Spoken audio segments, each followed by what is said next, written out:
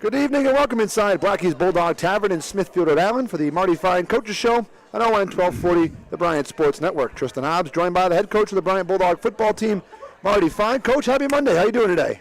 I'm doing great. It's a little darker than we're used to. It's a little darker. You still think it's midnight. It might be. Winter has shown up. Boy, it sure has. But it's not cold out. No. It's just a shorter day. And Well, for you get there when it's dark, you leave when it's dark. I do that anyway. True. This has no change to anything I do. At 4:30 it's dark, and when I go home it's dark, and that's the middle of the summer, the middle of the winter. So for me, I'm fine. You, on the other hand, look like a mummy.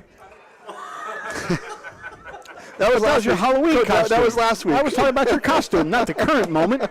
Just because you need to shave and comb your hair and wake up a little bit, you're okay. You're right on the ball for you. It's you're meeting expectation, Tristan. Coach, your Bulldogs met the expectations on Saturday to defeat Robert Morris 24-13. A couple things before we go into the game real quick. You held them to 98 total yards of offense, 27 passing yards, the 98 yards and the 27, the lowest since 2008. You held St. Francis to under 100 yards, and you held the Red Flash in that game to 2 passing yards. That was back in 2008, your first year at Division I. So college stats are a little bit misleading because in the NFL, if you get sacked, it doesn't count against your totals in that regard. So the college statistics are skewed a little bit because of where they put the sack yardages and how they calculate some things.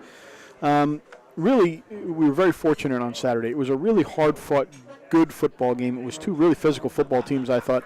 I thought they had a couple of standout players who really went after us, and I thought we had some defensive guys that really went after them. So it was entertaining in that regard. It was a little bit of back and forth. We got ahead. They came back. We had a great fourth-quarter drive. We were able to pin them with some great special teams play, Dal Jackson and his group. And because of that, at the end of the game, they had a long field to go into the wind, and that's not really what they're equipped to be. But they've gone through 4 or 5 different quarterbacks, and they've gotten nicked up. And when we made it a have-to-throw game, that doesn't play to their strength. So it really played to our advantage. Coach, your team went up 10-3. They rallied, took a 13-10 lead, but then the long drive that you mentioned, followed by 2 very good special teams plays. And the thing that I was happiest, for me at least, was that it was all seniors. A lot of them, the seniors, contributed on senior day. It was our last home game for those guys, and when you went through the list, first of all, we had 29 seniors on senior day, and 20 of them got to play.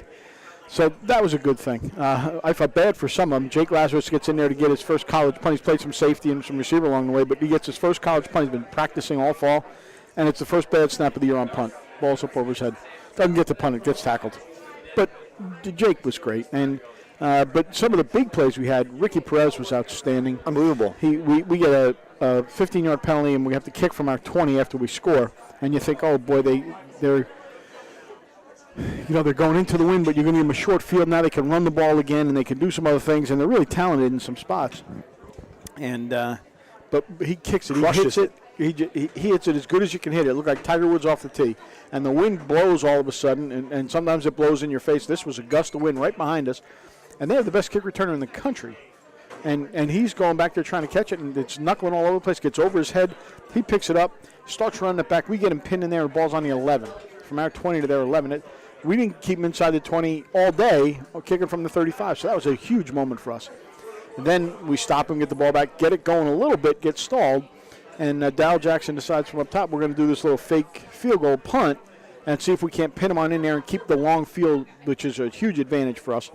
And we did, and Jeffrey Cohen sprints down the field. One of our big linemen had his moment of glory, runs down the field, jumps on the ball on the 2-yard line, and they got to go 98 or 99 yards into the wind with 5 minutes left, and they just weren't equipped to do that. So, a lot of seniors played really well. I'll tell you, the one senior that played the best he's played all year was Marquise Watson. That's as good a game as we've had by an inside guy on defense in a long time. I'll jump back to Marquise in just a second. Tim and I really enjoyed that punt, the pooch punt from Ricky Perez, for the sole purpose that we got to see the lineman sprint downfield. Well, we told him in practice, it's really a hamburger. It's not a football. Once it crosses the line of scrimmage, just think cheeseburger and watch how fast they run. It's one of those things we practice. We actually, on Friday, we had a race to see who would get there first. And Sean Golson won on Friday, but Jeff Cohen won on Saturday. And, back to Marquise. You said he played the best game he's played all season. He had 6 tackles and he became Bryant's all-time leader in tackles, 253, past Jason Reif, a guy that you coached and you know well, and has come back and spoken at our banquets, has come back and spoken to the team. So a pretty big accomplishment for Marquise in his career. I think so. I don't think he cares about individual honors. He is as much of a team guy as anybody we've ever had. We've had some great captains, Jason Reif, Charlie Grant. I mean, there's a lot of them, don't get me wrong, but we've had some great ones, not just good ones, where leadership and caring about the team first and the name on the front, and none more than Marquise. He's our best linebacker, and that's not in doubt. But we needed him to put his hand on the ground this year, and without blinking, he said, Coach, if that's what the team needs, let's put me down. And he gave up a lot of personal glory by doing it. He'd be the all-conference middle linebacker. And he had to go learn a new position and go through different kind of individual drills. And our defensive line is designed to eat up blocks and let the linebackers run to the ball. He's the reason Jesse Nemerowitz has had a good freshman year, because without him down there, we wouldn't be able to do what we do. And so that's to his credit. And not just being a good player, but being a selfless, wonderful human being of high character. He's if you have a son, you want him to be like Marquise Watson. In his 50 tackles this year, the most by a lineman in the Northeast Conference, so he's still getting it done that way. But what have you seen from him? What did you see on Saturday? What made you say that? It's a harder transition than people think. At linebacker, you have to have a reckless side and a cautious side, and you have to know when to show each one of those. There's a time when you have to go like your hair's on fire after the ball, on an angle, get it on the ground, hit it behind your pads, but there's another time you have to see draw and screen. You have to feel pass. There's other things you have to do besides just go forward. Well, if you do that your whole life and all of a sudden you put your hand on the ground and you see pass, the tendency is to stop and have to restart. And there's a lot of those little kinds of transitions that matter. To be a good defensive lineman, you got to play run first and transition to a pass rush. That's two different movements, two different skill sets. It's a large motor skill to a small motor skill in a lot of ways. And so very hard to do. The great ones can do it, but it takes a lot of training. He got there in less than a season. He was terrific Saturday in all his transitions, and stayed in a gap and won the physical battle and got the ball on the ground and had great leadership and got the kids to play hard. He was terrific. I thoroughly enjoy watching him back up linemen into the quarterback. I thoroughly enjoy that. We all enjoy when he plays well. We play with a lot of seniors because we have very little attrition in the program. And even though guys as freshmen and sophomores have some disappointing times, it doesn't mean they're not going to be good players someday. It just means they have to wait longer than they would like. And there's a lot of that. In the preseason this year, we played a whole bunch of young guys. And then when we got in the season, they didn't play as much in the conference season. And that's very hard. It's really hard for those kids and those families, and we understand that. But we also know that the future is bright because they got playing time young, and most schools won't do that. We are committed to playing our young players, and we're going to continue to do that. We're going to do it this weekend. So, the conference games, we have to win the conference, get in the playoffs. We're not going to do that this year, unfortunately. But we're 3-2 in the conference with a chance to have a 4-2 year in the conference and get ourselves into the right winner. We got Coastal this week, and then the last league game against Sacred Heart, which has just been a thorn in our side for years. We got to get back going and get after them here in 2 weeks. But the whole point of the conversation is that we're playing with seniors at times in a lot of spots, and other people are not because they have so much attrition.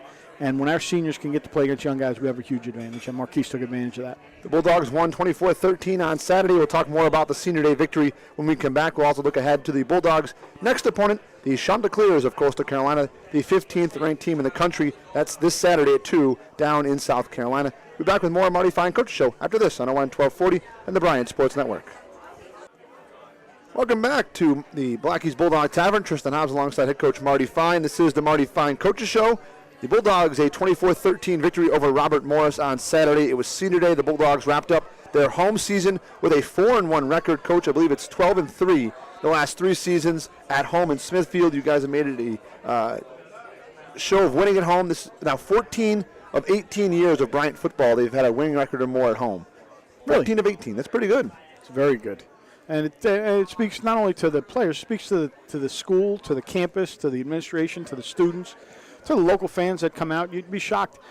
I don't turn around and see who's up there, but I go into Blackies and people that aren't students and aren't parents, they say, we were at the game Saturday and it was terrific for this reason and terrific for that reason. We had great weather every home game. We went 3-1. We'd like to have gone 4-0. We had a chance, that's for sure.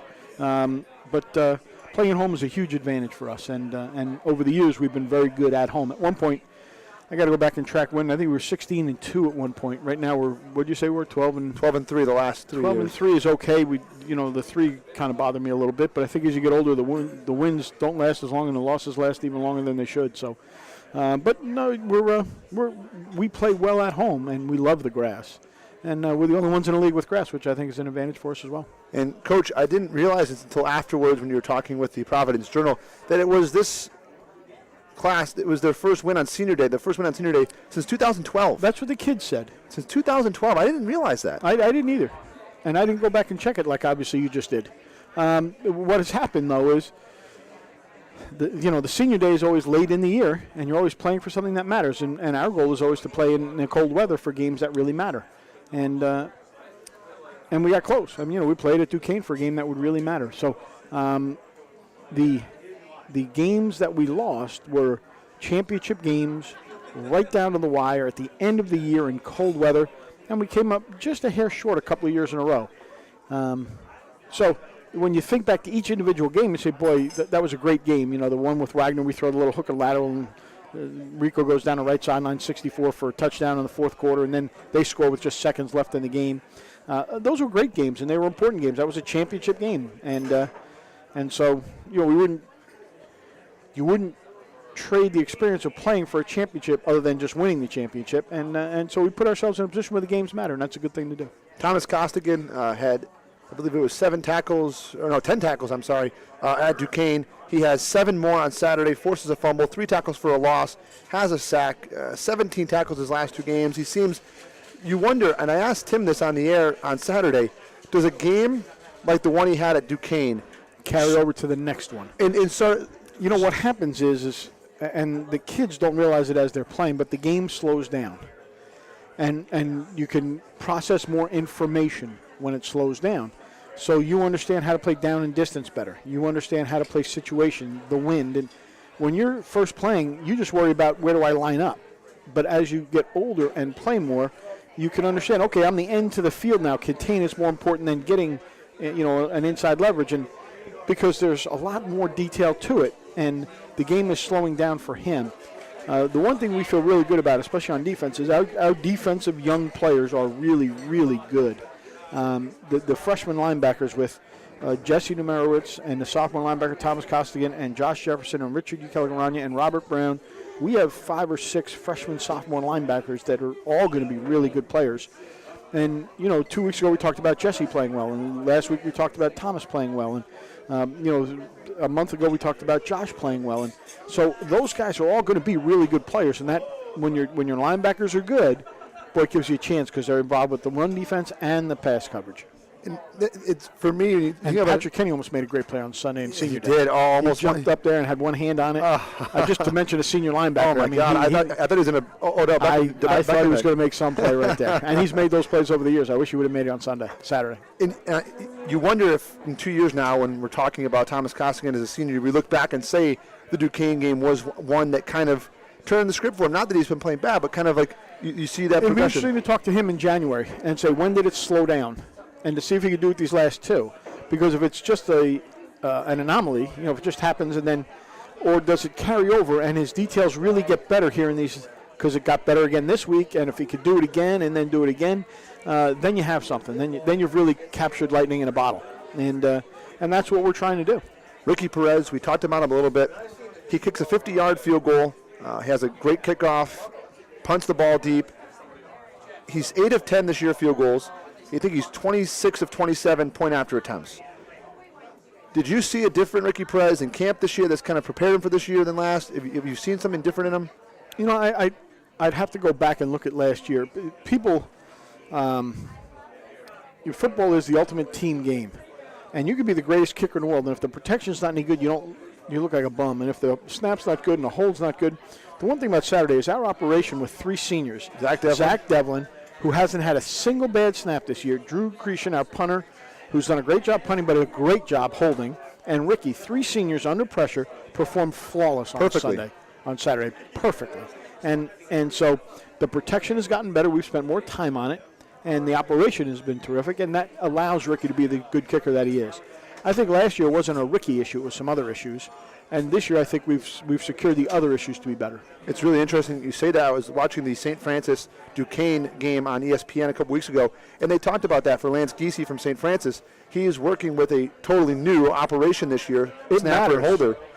You don't, me as a broadcaster, sometimes you overlook that, but coaches, you see that stuff. Oh, it's a huge difference. And you can look at the tilt of the ball when the holder has it. Is it always the same? And, you know, not that you can predict what's going to happen, but you know what that does to a kicker because there's a certain thing he wants and likes and expects, and when it's different, in that split second, it affects them.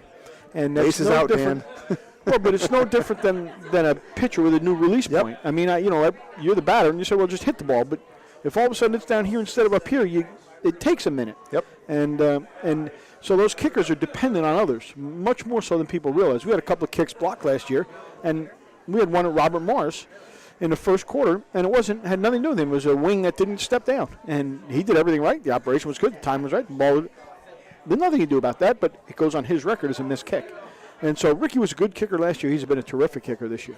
Coach, I think I've already been on record as saying I really like your receiving core. But, again, on Saturday, it's just amazing for me to watch, and you look at the numbers, and it's so spread out, and everybody has an opportunity to do something, and they've done it.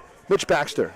Terrific. Hasn't had a catch in his career until this season. Had 5 coming into Saturday. Makes 2 big plays. Going down, keeping the ball from hitting the ground. The first one picks up a big first down, and the second one, a touchdown to give you guys the lead. And the touchdown was really good receiver play because there's a guy inside of him when we're running an inside route and a corner behind it, and he has to fight his way through a guy. The guy is grabbing him. We have to throw the ball down low so it can't get knocked away by a hand. He understands where it's going to be because we practice those kinds of things so much. But he fights his way inside. He gets his hands underneath the ball. He lays himself on the ground, and he makes his first catch for a touchdown on senior day. What a terrific day for Mitchell. You watch the game. Keenan Thompson makes a catch over the middle, takes a big hit, hangs on to the football. Taylor Bartholette makes a big grab on 3rd and long at the 5-yard line. Matt Sewell lines up in the backfield, gets a pass in the flat, and beats men downfield and scores a touchdown. The funny thing on that is the 3 guys blocking in front of him, all seniors. Incredible blocks. All seniors, Keenan Thompson and Taylor Bartholette. And so, those seniors show up not just where the ball is, but they showed up in a lot of other places. They were terrific on Saturday. I keep saying Sunday. My days are all mad. I don't even know where I am. I do know. We're in Blackies. I know that much. But, it could be Blackies in California at this point in my life. You mentioned Keenan Thompson. 2 weeks ago when Matt Sewell had that big return against Wagner, that was one of the unique things to watch is Keenan Thompson racing past Sewell down the sideline to get a block to help him get the touchdown. It's sure. Your receivers have always blocked so well. And better this year than ever before, real honestly. And the Gage Hayes, our new receiver coach, has done a terrific job with those. He played receiver in college, so he really gets it. And they have won us possessions and first downs and games with how they play in space. The Bulldogs defeated Robert Morris 24-13. We'll take our final break. And when we come back, we'll talk about this weekend's matchup with number 15, Coastal Carolina. This is the Marty Fine Coaches Show on 1240 and the Bryant Sports Network. Welcome back to the Marty Fine Coaches Show in a very busy Blackies Bulldog Tavern, the first Monday of November. Coach, your team heads down to South Carolina to take on Coastal Carolina. The Chanticleers are an FCS independent this season. The school moved to the Sun Belt. Yeah, I don't understand all that. All I know is we're going to play our first 1A opponent. Yep. Right, they're independent but they're in the Sun Belt Conference starting next year. They're playing 1A schedules next year. They're playing with 1A players. It's a terrific opportunity for our kids. It'll be a lot of fun. It's the final non-conference game of the season. Kind of comes at a weird time. And now I may be way off on this, Coach. I know I've been wondering all day how to ask this question. Has the mindset of this game changed as the season has unfolded from where it was in, maybe say, July when you're looking at a schedule as to where it is now? As far as if mindset is an interesting question. I think the closer you get, the more you want to win. It would be an interesting question in real life if the week we were playing the last game, the Sacred Heart, we were playing for a playoff spot. Then would you take this game and say, okay, let's really play young and rest our guys and don't take any chances with guys that are nicked up and try and get as healthy as we can for the last one? But that's not the circumstance we're in. We're just one game below 500. Yep. It's a chance to get back to 500. It's a chance to win a big road game. It's a chance to go play a 1A opponent for the first time. We played in spurts well against them last year, but I think they're better this year. I mean, they're really good. What they do is hard to defend. They're really fast on that turf. We've been in cold weather for a month, and it's going to go down there. It's going to be 80 degrees. You'll enjoy the beach, but I'm gonna struggle on this Saturday afternoon. But they lost 2 games this year, which is a lot for them. They lost to the number 4 team in this country, Jacksonville State, and they lost 27-26 by a point right at the end. And then they played Charleston Southern, who's in the top 1 or 2 at the time, early in the year. They were, I think, number 2 in the country. And they lost to them 59-58, I believe. In overtime. And so that's their 2 losses. Yeah. Everybody else, they've scored 50 points, and they're beating a bag off everybody. Now, Monmouth played well against them last weekend. Monmouth was up 17-10 at half, but ended up losing 38-17. Don't poke the bear. Don't get them too mad at you. But what you have to try to do is make the game into smaller segments and say, last week they had 52 rushes for 359 yards or some ridiculous number. And so they were also 8 of 12 or 12 of 14 passing, some very high percentage for big explosive plays. So you got to keep the ball in front of you. You got to be a great tackling team. You got to constrict their space. You can't let them get outside you and run in space. And you got to be a physical football team because they're big and strong and physical, as you'd expect from a 1A football team. So the real goal is you have to keep your defense off the field by running the ball. And we're not a run team, we're a throw team. So we have to throw more quicks. We have to throw more outside stuff and just try and keep getting first downs. We're not going to be able to get it over their head. And run the ball, just, dabble in the run a little bit, but we have to have better ball control passing. Don't take as many shots. And then and rest your defense as much as you can, and they got to get some 3 and outs. They got to get off the field and keep themselves rested as well. Over 300 yards rushing each of the last 2 weeks for Coastal Carolina, but your team is one of the top 25 teams in the country in run defense, strength against strength. The quarterback and the right tackle both get hurt last week, but they bring in a backup quarterback who ends up running for over 100 yards. On 16 carries. They don't have injury problems. They just reload. And that's what happens when you go to 85 scholarships. The next guy might not be as experienced as the one you're playing with, but he's as talented. He's as big, and he's as strong, and he's as fast. I was having a conversation with an NFL personnel person recently, less than a couple weeks ago.